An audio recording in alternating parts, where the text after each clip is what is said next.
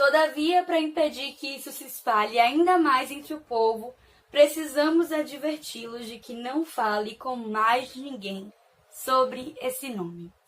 Lá em Atos, os irmãos Pedro, Paulo, Barnabé, Estevão e entre outros estavam sendo muito usados pelo Senhor. Se você já leu o livro de Atos, você sabe do que eu estou falando, e se você nunca leu o livro de Atos, eu te aconselho a ler, porque ele vai te cativar de uma maneira inexplicável. Parece uma série, gente, de verdade. Quando você lê um capítulo, você quer ler o outro, ler o outro, ler o outro, pra ver o que é que tá vindo aí, porque é muito massa a história contada nesse livro. Lá em Atos 2, os irmãos estavam reunidos em uma casa, em um só coração, em uma só mente, em uma só fé, esperando que o algo a mais de Deus viesse e fosse derramado sobre eles. E quando eles menos esperavam, o Espírito Santo veio.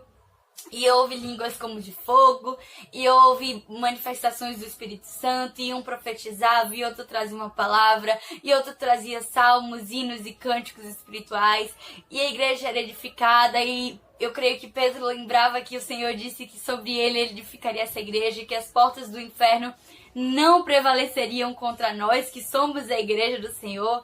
E tudo isso nos traz esperança, tudo isso nos traz um regozijo. E eu creio que a presença do Senhor ali era real, e que o coração de Pedro, de Paulo e de todos os irmãos ali queimava muito pelo Senhor. E como a palavra diz, o nosso coração, ou a nossa boca, fala do que o nosso coração está cheio. Então, consequentemente, os irmãos, eles saíam para falar do evangelho, eles saíam para anunciar as verdades do Senhor, eles saíam para proclamar o Cristo que ressuscitou dos mortos, o Cristo que mudou a história deles, o Cristo que fez de Pedro não pescador de peixe, mas pescador de almas, o Cristo que fez de Saulo não perseguidor da igreja, mas anunciador do evangelho. E isso tudo é muito precioso, isso tudo é muito inexplicável, isso tudo é muito profundo da parte do Senhor com pessoas falhas como nós, sabe? E aí, pessoas do Sinédrio, mestre da lei, fariseus, se levantaram para dizer para Pedro e para Paulo parar de pregar, parar de falar daquilo que eles estavam falando.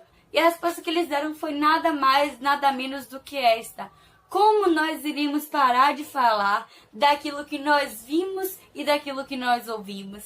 Eu penso que o coração de Pedro pensou: como é que eu vou parar de falar, sendo que Jesus disse para eu ir pelo mundo todo e pregar a toda criatura? Eu penso que o coração de Pedro estava ali, meu Deus, como é que eu vou parar de falar de alguém que mudou a minha história?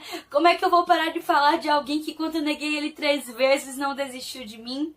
Como é que eu vou parar de falar de alguém que, quando eu estava prestes a cair, a afundar no mar, porque eu fui andando sobre as águas, ele estendeu a mão imediatamente?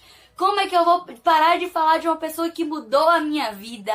Exato, não tem como parar de falar do Senhor, porque é Ele que nos guia, é Ele que nos enche, é Ele que nos preenche. E ainda que muitas vezes o inimigo ele queira se levantar para dizer: não fale mais porque você não é digno nem de mencionar esse nome, ou não fale mais porque tem muita gente seguindo esse nome, continue falando. Eu não vou parar, gastarei. Esquece, é porque eu empolguei aqui, mas continue falando do Senhor, porque a boca fala e o coração está cheio.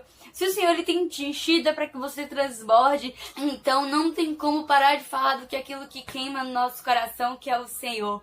Ele é o nosso tudo, então que possamos conhecê-lo e tornar ele conhecido, abrindo as nossas bocas, profetizando, falando sobre quem ele é, a respeito dele, a respeito do que ele fez, porque foi através de um testemunho lá em Samaria que uma cidade toda acreditou no Senhor e o que ele era capaz de fazer. Lembra da mulher samaritana? Que quando se encontrou com o Senhor, foi na cidade dela, largou o cântaro, esqueceu até que tinha ido pegar água, largou o cântaro, foi falar com o pessoal que morava lá na cidade, e todo mundo foi conhecer o Senhor, e quando conheceu falou assim: Senhor, nós viemos por causa do testemunho dessa mulher, mas agora não é só pelo testemunho dela que nós cremos, mas porque nós vimos e nós ouvimos. Não há como parar de falar daquilo que você ouviu e do que você viu, porque quando alguém fala é lindo, é maravilhoso, mas quando você experimenta o que alguém falou de maneira pessoal, de maneira íntima, é mais incrível ainda, e não tem como parar de falar de Jesus.